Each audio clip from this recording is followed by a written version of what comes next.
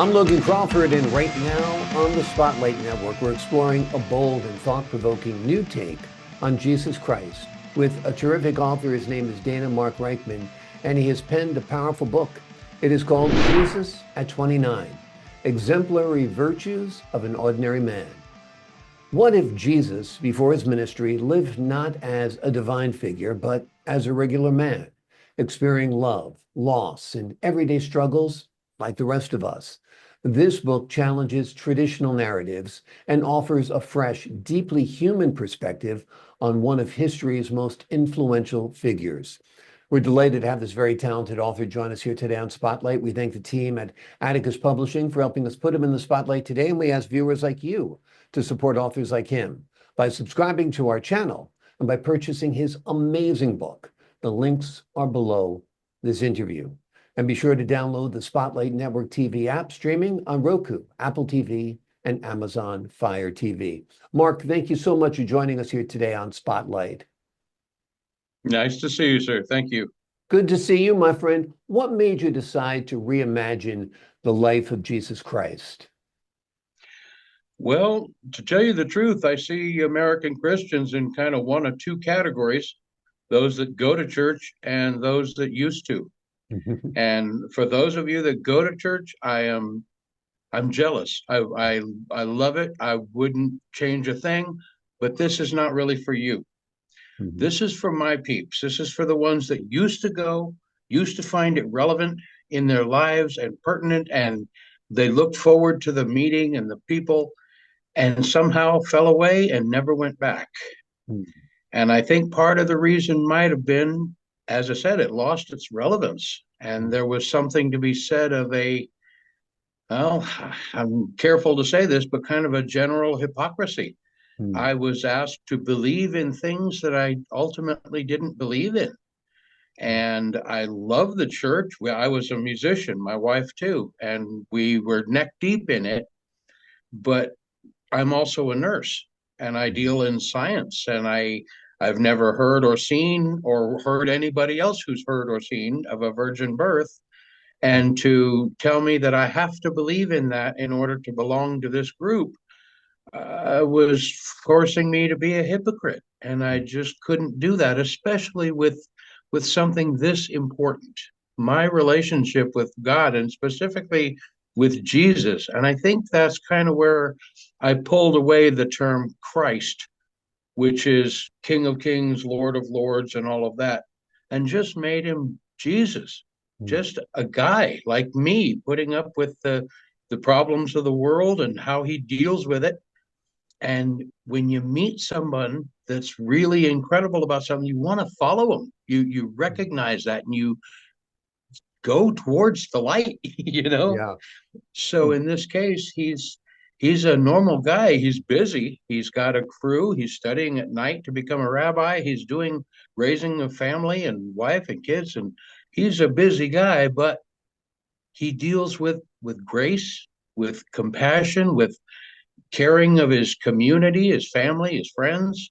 And believe me, when you're moving from a blue collar job like carpentry into a white collar job like a rabbi, and all of the politics involved, you sure want the support of your family and your friends.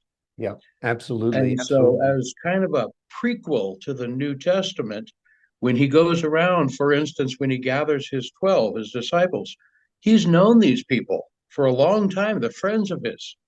And they knew that the time would come. So when he comes and says, lay down your nets and put away your boats and follow me, they knew that time was coming. They'd asked him previously, and he said, no, not now, not now. Wait for it, and the time will come. Yeah. It reminds me a little bit of that song, What If God Were One of Us, that was popular in the 90s, just a stranger on the bus trying to make his way home. You kind of make God and Jesus relatable through your story, don't you think? Oh, that's exactly what I'm trying to do. And I'm trying to take the people who have kind of thrown the baby out with the bathwater. They've kind of given up on the Bible and religion and the whole nine yards because a few things don't make sense. And I'm telling you, there's another way of looking at it. If I may, one of my favorite miracles, the loaves and fishes. It's spoken of in all four gospels. They're out there at night. It's getting late. They say, "Hey, do we send them home for dinner?" And he says, "No. If they go home now, they probably won't come back. What do we have?" And he says, "Oh, just a couple of fish, a few loaves of bread." Every time that I've seen it depicted in the movies or something, the baskets just start kicking out fish and bread. And that doesn't really mean anything to me. Mm. But in my kind of a new way of looking at it, and by the way, it doesn't say that in the book. It doesn't say they just manifest fish. Mm. But if he takes the little bit that he has, raises it to the greater one, gives thanks and praise, and breaks it and gives it. And that right there, that breaks with thousands of years of Jewish tradition in that you don't build the foundation unless you've got the money to finish the building.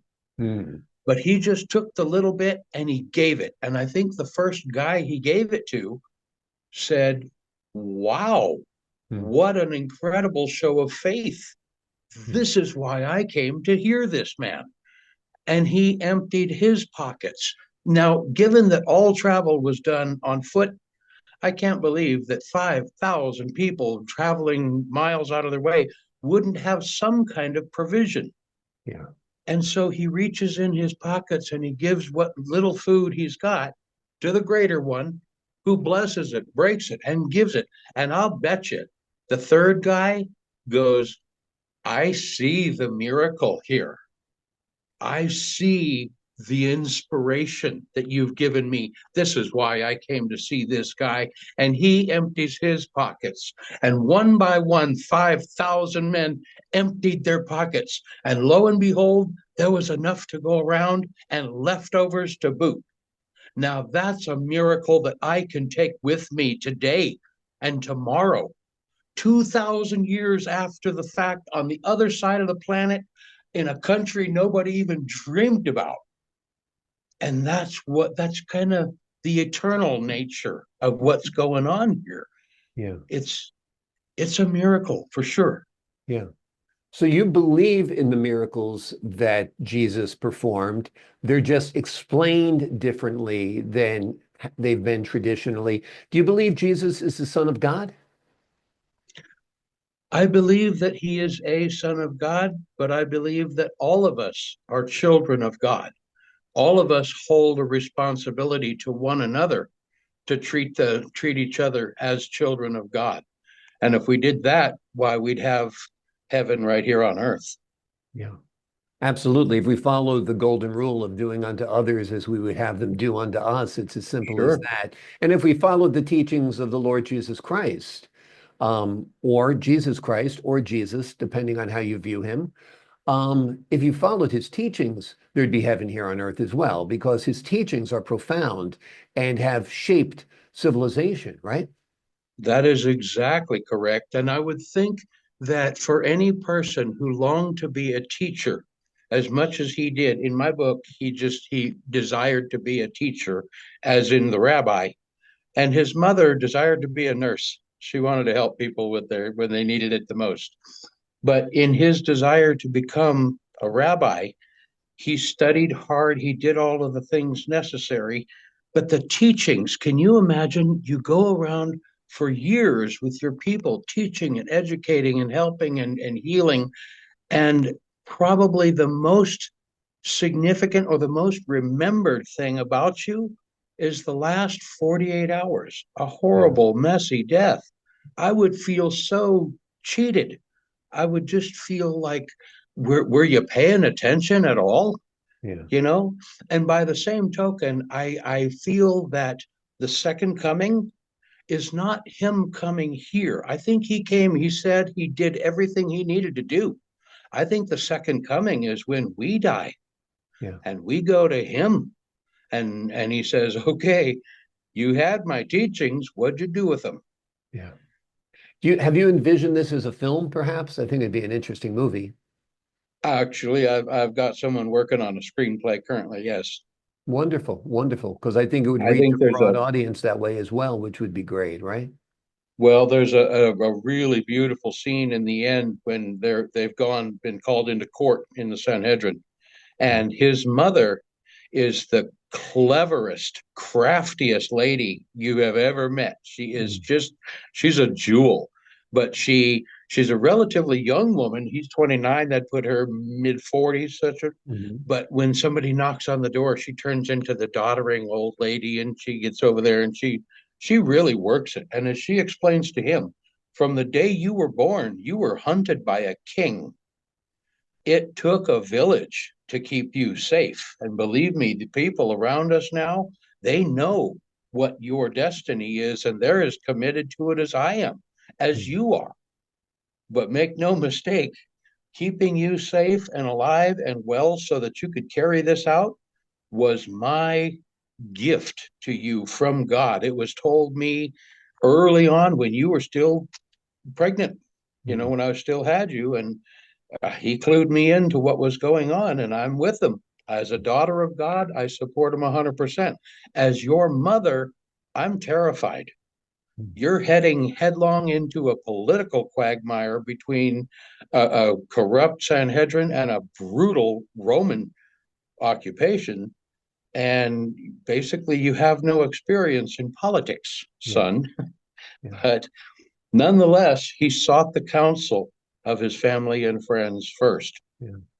I think making Jesus relatable, making Jesus more human is important on many levels. If you look at the play and even the movie Godspell, it had a profound impact on people because Jesus was one of the guys in the schoolyard who was teaching about turning the other cheek and loving your neighbor as thyself and so forth. So I think you're onto something here, and I think it is very relatable. What do you hope audiences and readers take away from your book, your story? Well, the story itself gets kind of involved. He's got a lot of family and friends, and they are some very colorful characters, especially Peter when he goes to the Great Lake and so forth. I would hope that people would see, put themselves back in that time and say, at that time, most people did not think of him as Messiah. In fact, that was kind of sacrilege. That was blasphemous. And they were a lot of people that knew him as a special person. And I would like each of us ultimately to take something of an inventory and say, there are places where you lead, and where you lead, allow them to follow, teach them, but be careful, because there's other places where other people lead you, and you need to go there and learn from them. And we all would share these virtues, these qualities, and we would all be better for it. Absolutely. It's a beautiful book. The name of the book is Jesus at 29, Exemplary Virtues of an Ordinary Man. The book has an extraordinary premise. What if Jesus, before his ministry, lived not as a divine figure, but as a regular man, experienced love, loss, and everyday struggles like the rest of us? Great questions, great answers, great scenes, great reading. Highly recommended. Mark, thank you so much for joining us here today on Spotlight. Thank you very much. Have a nice day. I appreciate your time, sir. And to the folks at home, I'm Logan Crawford, thanking you for your time this time. Until next time on Spotlight.